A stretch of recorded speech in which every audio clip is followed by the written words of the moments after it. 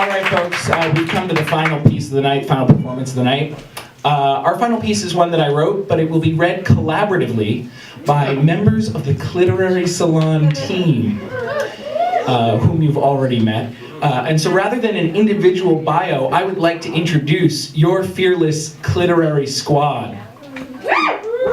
Poetry, fiction, comedy, memoir. Long ago, the four performances lived together in harmony. But everything changed when the comic nation attacked. Only the Cliterati master of all four things could stop them, and here we are! You can tell the audience who watched Avatar The Last Airbender as a child. It's on Netflix. You can go to Netflix. Some of us are old. I've been graciously and politely informed by my producers that some of us watched Avatar as an adult.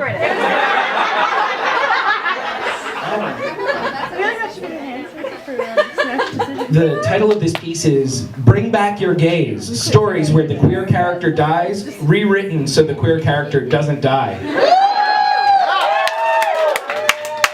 I can tell from the applause that folks already know the bury your gaze trope where queer characters in fiction are especially likely to be killed off. Tonight we're striking back at that injustice with rewritten takes on 6 famous queer character deaths, each beginning with an actual quote from the work in question. Thank you. You got the switch? It's on now! There we go. Now we're on. All right. Yeah. Okay. So, Thelma and Louise, or the one where they kiss and immediately drive straight off a cliff. Okay, listen, said Thelma. Let's not get caught. What are you talking about? Asked Louise plaintively. Let's keep going. What do you mean?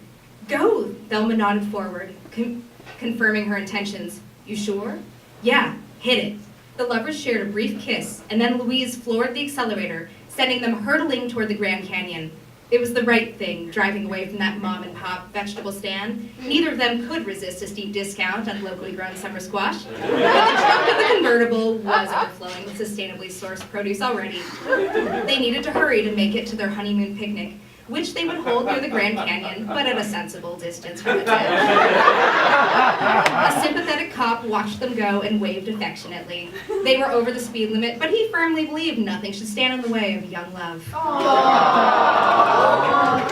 Right, this is Harry Potter, or the one where we only learned Dumbledore was gay years later.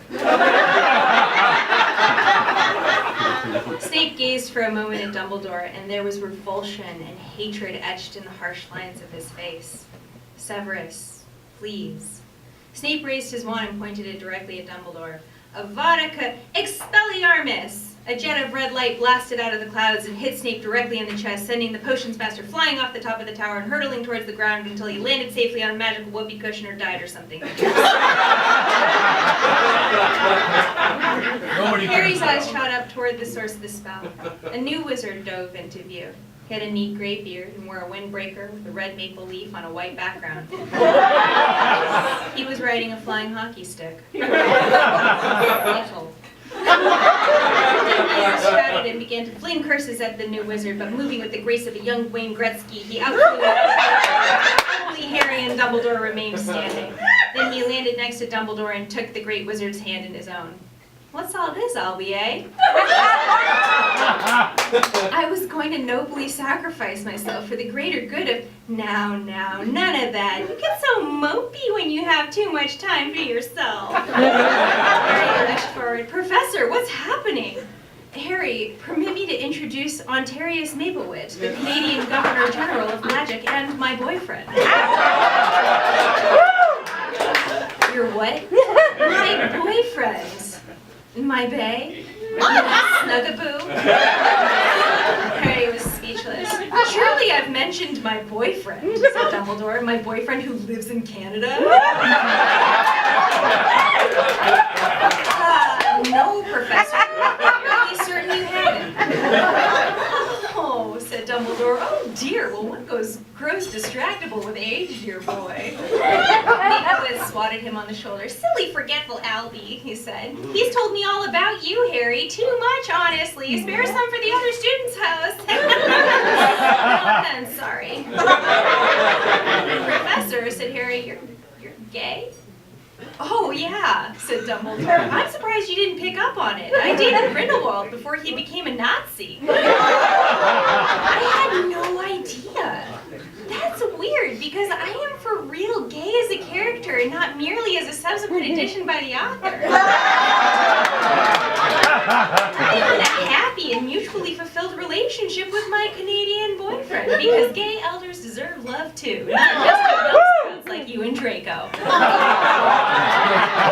What? Professor, you're not together? No. Oh dear, I have made some very poor plans for your joint birthday present next year. Dumbledore gave him a not at all chaste kiss. He said, maybe. I seem to have not made you a public enough part of my life. Want to go beat up Voldemort with magic together and then fly off to Canada and get married? I'd like that very much, said Ontarius Maplewhite, Dumbledore's loving long-term partner who had been dating him since well before the first book began and who simply happened by coincidence to never have been mentioned before. The two of them did just that.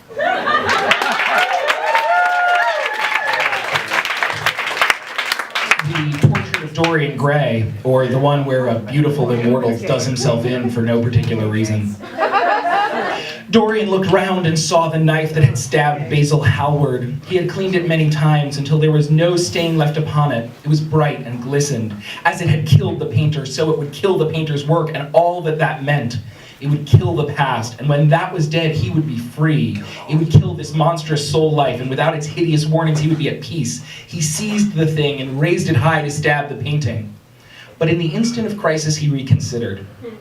An ordinary man's sins reside in his body, weighing down his flesh and bearing him towards the grave. Through great good fortune, which Dorian deserved only because he was so hot. So hot! His own sins lay heavy not on his own breast, but on the lifelike yet lifeless form of the canvas displayed before him. Were he to destroy it, might not his sins, thus freed, defile his body rather than pass easily into the ether?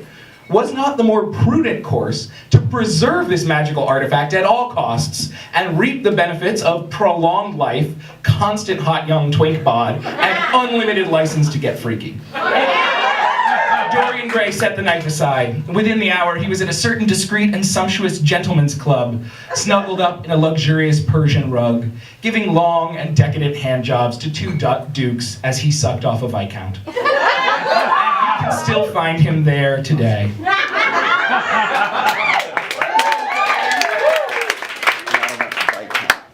Rent, or the one where everyone has AIDS, but only the gender non-conforming character dies, for some reason. Interior church, day. Colin stands beside Angel's coffin. The cast looks at him, but he only has eyes for his departed lover. Live in my house, I'll be your shelter. Just pay me back with 1,000 kisses. Be my lover, and I'll cover you. From within the coffin, muffled. Open this lid. I am still living. The tale of our love is only beginning. Angel, you're alive? Collins rips the lid off the coffin. Angel floats out on wires and does an elaborate dance number on the altar. Incredibly loudly and repetitively. Do folks want me to sing this? Yes! 525,600 hours. 525,000 hours so dear. 525,000 hours till my 80s. I'm gonna live long, gonna dance on my beer. More daylights, more sunsets, more midnights, more cups of coffee. Thanks highly active antiretroviral drugs. 525,600 hours. I'm gonna live for the rest of my life.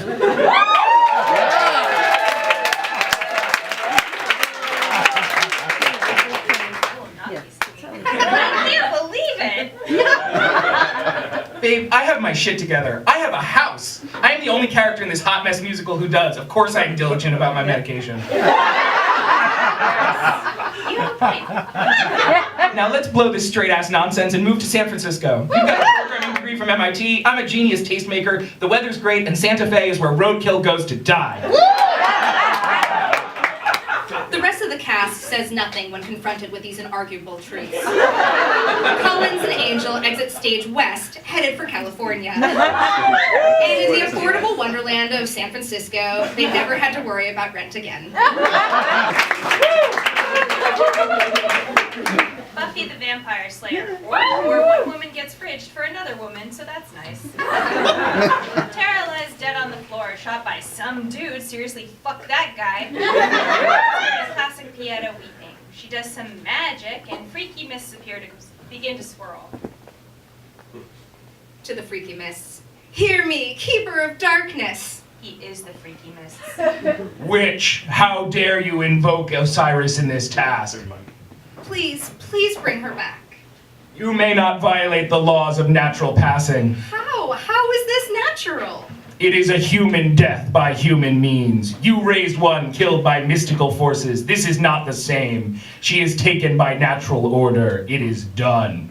Excuse you, did you just mansplain mortality and magic to me? No, I am a fucking witch. I have raised the dead. I know my way the fuck around these things. Bring back my girlfriend.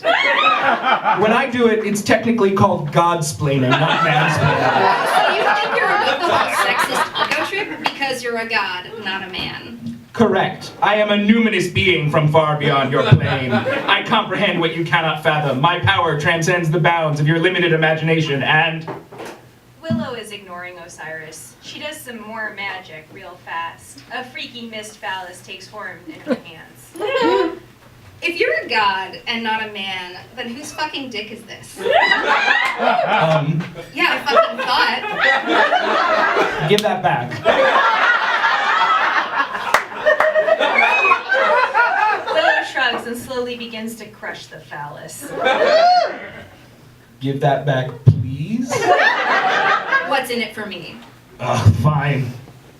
Osiris does some magic. He would tell you that it transcends the limits of the imagination, but it looks exactly like a mid-90s limited-budget TV special effect.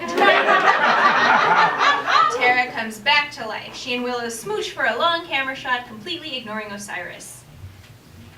Give me back my phallus. Willow begins to crush Osiris's dick in her hands. An expression of enormous pain that transcends imagination spreads across his face. Are you doing it? Makes the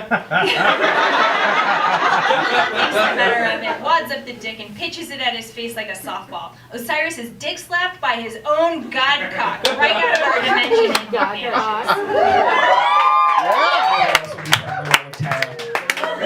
Willow, you saved me from death. How can I ever repay you? Babe, our relationship isn't transactional. I saved you for you, not for what you can do for me. Oh, that reminds me. One sec. Willow snaps her fingers. We smash cut to some fucking guy who's walking down the street real proud of his shitbag self. Suddenly, he catches fire and is incinerated in terrible agony in seconds. What was that? Don't worry about it. And don't tell Buffy. I just want to leave this place and never deal with all this bullshit again. Agreed. You know, I hear Santa Fe is quite lovely and has a... Say no more, babe. Willow shakes out her arms and then wiggles her nose dramatically. She and Tara disappear in an explosion of rainbows and mutual affirmation, and they live happily ever after.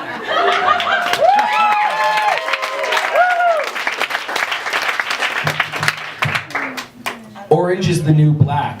Or, Christ, man, fuck, don't make me do this. Fine, okay, how about... Poussey and Soso are lying together in bed. They kiss gently for about 20 minutes. The camera portrays them affectionately and frankly without a hint of the male gaze. You can tell, just watching the shot, that the camera is a 40-year-old Birkenstock-loving lesbian who lives in Burlington, Vermont in a sexually exclusive throuple with her 2 partners and their 4 large golden retrievers. Operator, the camera itself. You know, I sure am glad that comprehensive prison abolition has removed every trace of that abusive system which once oppressed literally millions of Americans.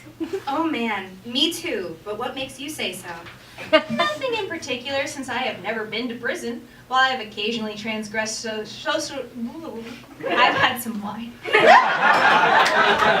I have occasionally transgressed social norms in my life, the justice system has not intervened in my use of recreational substances or my private affairs, and so I have no criminal record. I I, too, have never been to prison. While I've had confrontational experiences and disruptive protests, they've invariably resulted in the dissolution of oppressive systems and practices, rather than my incarceration. So proud of your activism. And I'm so glad that we met on that queer women's organic farm biking trip in Bavaria and not in prison, a place which neither of us has ever been at real risk to being said. Agreed. They resume kissing and are sexually, physically, and emotionally affectionate and intimate for like 80 more minutes. The credits roll. Every person credited is a woman or a person of color or a queer or trans person or a prisoner or the close kin of a prisoner. A former prisoner.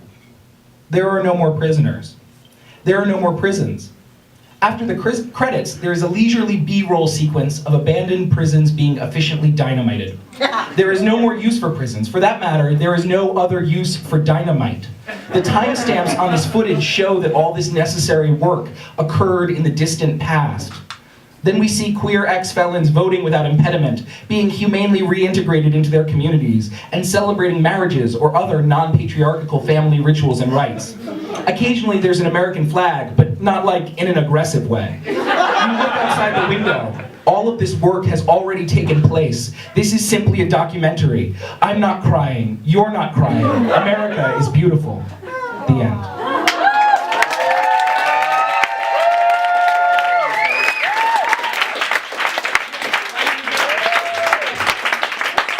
The stage is a prison. We'll have that. Thanks, everybody. You